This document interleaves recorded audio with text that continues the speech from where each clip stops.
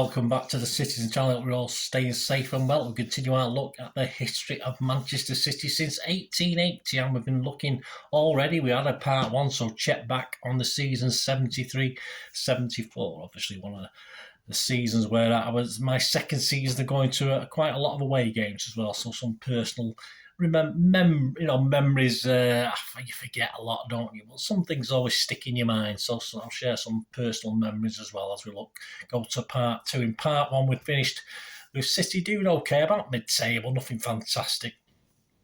Trouble with the fans, which was so prevalent at the time, of course, in the early 70s, and boardroom changes taking place in early October. So we'll continue our look at that 73-74 season. Please, if you are new to the channel, push that subscribe button, push the bell notifications. Great to have you on board.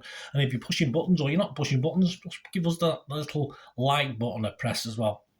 A little thumbs up, but making all City fans very, very happy as we do City past, present and forever here on the Citizen channel.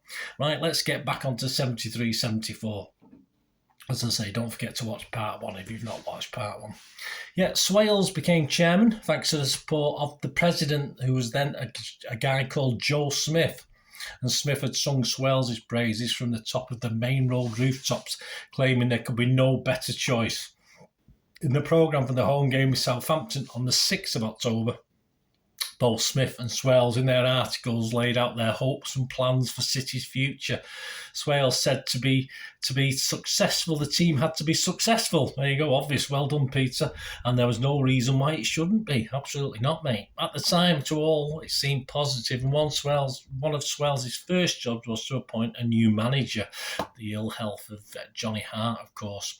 Hart had accepted the job when Alisson left previously, despite growing health problems, but a replacement was needed, as he did have to be forced out through ill health. And for a loss at home to Leeds, our first defeat at home that season, we say we're doing okay at home. It was always our away form where we struggled.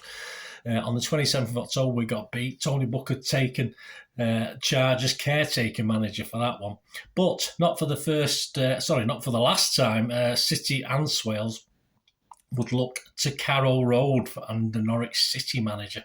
Ron Saunders had been overachieving there, and he appeared to be the man to lift City back to battling for titles. Swales had claimed there's too much showbiz about City. Saunders will bring the killer instinct to the team. On the pitch, City were having a goalkeeper problem as well. Oh dear. After the defeat at Burnley, a 3-0 defeat where we just obviously trouble with the fans after the game and before the game. City fans causing lots of trouble. Joe Corrigan had been dropped, and his usual understudy, Ron Healy, himself had played only a couple of games before Scottish keeper Keith McRae took the number one spot. Scottish keeper, eh? Corrigan said, "There's just no future for me." Corrigan was also unhappy at his treatment from a section of the City fans. Yes, he'd become a target for the City Boo Boys. Healy, who also played approximately 30 games over 4 seasons, also had very similar views to Corrigan and felt a move away was the best thing. "I must get first team football," he said. Joe would of course stay and battle to become a great City keeper. Healy played his last game for City in a 1-0 loss at St James's Park against Newcastle on the 13th of October, and he eventually moved on to Cardiff the following March, where he'd make over 200 first team appearances, so he got what he wanted. McRae, back to Keith McRae, the Scottish keeper, at 100,000 at the time, was the most expensive British keeper at the time, yes, of all time. And he made his debut on the 22nd of October in a 2-1 win against Sheffield United at Main Road. At the time, I think us as fans were surprised. All right, I don't think Joe Corrigan was pulling up any trees, but he did lack some sort of consistency. But our biggest surprise was it was a Scottish goalkeeper, because it was a running joke at the time of how poor Scottish goalkeepers were. And here was City bringing one in, and he wasn't even an international. I think he managed one game for the Scottish League team in about 1970. So he wasn't even their best guy, but as you do as fans, we just thought, well, we'll give him a chance, as you always do. For new manager Ron Saunders, he didn't start too well. His first game in charge was a 2-1 loss at Ipswich on the 24th of November, with Lehman getting the City goal. It would get worse before it got better for Saunders, and a City 2-1 loss at West Ham on the 8th of December left City in a lowly 16th spot. as Leeds began to dominate the title race. On a more positive note, that goal City scored was actually by Francis Lee, and it was his 200th in football. And at the time, only 7 other players had managed 200 goals or more in their careers. One was also at Main Road at the time, Dennis Law. He was currently sat on 212 goals. After Christmas, though, things began to pick up, despite a 4-1 drubbing in the first ever Sunday game for City at the City Ground against Forest. Again, this is one I went to, and from memory, you couldn't pay at the turnstiles. It wasn't allowed, obviously, Sunday trading laws or the old laws. So I felt actually buying a programme, etc., actually got you into the game. And that was like your ticket. I remember that anyway. Let me know, guys, if you remember anything different. That just sticks in my mind as being what we did. My lasting memory of that was it all kicking off in the ground before the game, and I got separated from my mates and got in the middle of some Forest fans underneath where the cameras were, who took pity on me rather than give me a kicking, although the fact that Forest were embarrassing us on the pitch possibly led to me getting away unscathed. To top it all, I ended up back at the wrong coach park after the game and somehow managed to find my Finland's coach at a totally different car park to the one I'd gone to. It was literally next to the ground. I'd run about 2 miles away. I have no idea why I got lost. I was usually quite organised, but perhaps not so much as I should be at that age. And I just got to the car park as the coach was pulling out, and I just noticed the mates in the seats through the window. So I managed to get on it as he was pulling out the car park. They didn't care much for 14-year-old kids not making it back to the coaches in those days. There's certainly no problem about waiting or anything like that. Happy days. Despite this, we were doing fine in the League Cup under unusual circumstances. Yes, it was a time of power cuts. Games were kicking off in the afternoon. We played a second round replay at Old Trafford, a 4-0 win over Walsall. Yeah, that's what you used to do. You used to play home and away, and then if you're still drawing, you'd have a third game at a neutral ground. And before the trip to Forest that I've just talked about, I'd arranged a day off school with a fake sick note or a dentist appointment, I can't remember the specifics of it now, to watch an afternoon game on Wednesday the 16th of January, a 5th round replay against Coventry. We'd drawn 2-2 at Highfield Road, and it was 2-1 down entering the last 12 minutes of the game. I just remember walking home on air after we won 4-2, thanks to a couple of goals from Lee, one from Law and one from Mike Summerby. I was absolutely soaked. I remember that sticks in my mind as well. Absolutely soaked. The weather was awful.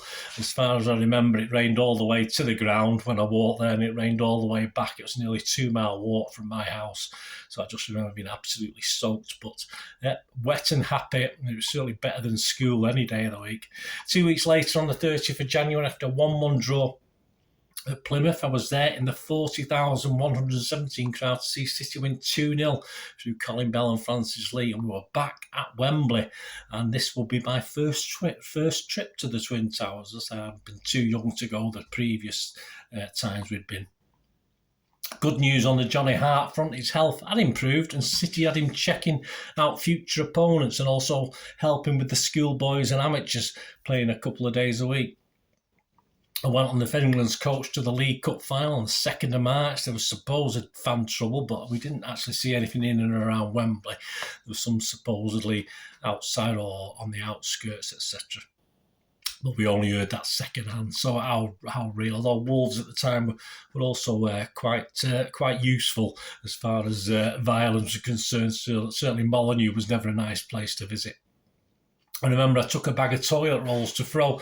I think I threw just one in the game, I think, when we scored our goal. But by the time I kicked off, I just remember, excuse me, having no voice because I'd sung throughout the build-up. I got in nice and early, as I tended to do in those days. Got in probably 2 hours before kick-off and not stopped singing when I got in. By the time the game kicked off, I could hardly whisper, never mind shout. And it was a miserable game for us Blues, and the underdogs Wolves pulled off a surprise win. At that time, I'd not had many low points watching City. All right, getting beat in league matches and the odd cup round was part and parcel supporting your team, but losing a final at Wembley, it was just the worst. It was just the worst feeling, especially my first visit, and say they'd won on the previous 3 trips as well. As far as Wembley itself, I'd already been to some pretty horrible ground, some dumps, some real holes already, even in my briefs, but travelling to away games. And Wembley was similar as far as I was concerned, being sort of run down, but on a bigger scale. One thing that did surprise me was the size of the steps in the top tier of the standing section. I never actually stood in the bottom tiers. Well, the top, it must have been a good 18 inches high. They were massive. You wouldn't get much swaying around in that top section, that's for sure, as you would do in the bottom bit, which is a bit smaller steps like you would have on the Kippax at the time. I didn't ever sit at the old Wembley. I always stood in those sections at the top. Swales also I did. I'm lying out. Of course, I sat at Wembley. I sat at Wembley in '99, of course, with when it was seated before they knocked it down. Swales also suffered that day. Thankfully, he believed this final was the start of more glory. He'd done okay. He got us to a final. He brought that Ron Saunders in. Everything looked okay. Apparently, he sat in the director's box at Wembley and he commented, "I've only been in the job a few months. This is a doddle. We'll win everything." That was his comment. And the loss, of course, will also have a detrimental effect on City and Saunders' relationship. Before the final, players had complained about the discipline. And admit it, for the final itself, the players were not in the right frame of mind. They thought they'd been treated like children in the preparation for the game. Amazing to think as fans we're expected to show love and encouragement, but the players in this sort of situation don't put their problems behind them and play for the 30,000 who have made the trip to support them. This was probably also echoed and so many, 40 years later with that inept performance against Wigan, when the players sort of seemed to down tools to us, didn't they, as fans? The Wolves keeper had a blinder. City's keeper, McCarthy, not so much. Marc blamed himself for the Wolves winning goal as it hit him before it was blasted home on 85 minutes, which left little time for City to react or pull it back. Marc skulked off after the game, shaking no one's hand and not wanting a loser's medal. Petulant, yes, but at least he wasn't happy with the defeat and admitted he felt he'd let the players, and more importantly, he felt he'd let the fans down. Again, he was blamed in some circles as he had been for that title lapse back in 1972, but for me, unfairly in both situations. Bell compared it to the feeling when Poland denied England's progression to the '74 World Cup at Wembley. He was gutted. Well, I certainly was at the time as well. Despite Marc, the rest of the City players lined up and clapped the Wolves victors. And there were many plaudits for this, not least from the Wolves players themselves. Join me next time in part 3, where we have a little bit of a look out about the fallout from the League Cup.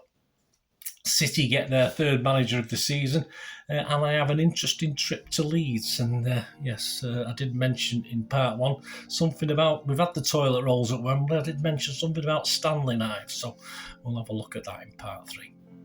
Thanks for watching. Please let me know your memories, let me know your thoughts on this season. It'd be great to hear from you. Until we meet again, that's one thing, don't I? Please stay safe, Blues. Come on, City. Bye for now.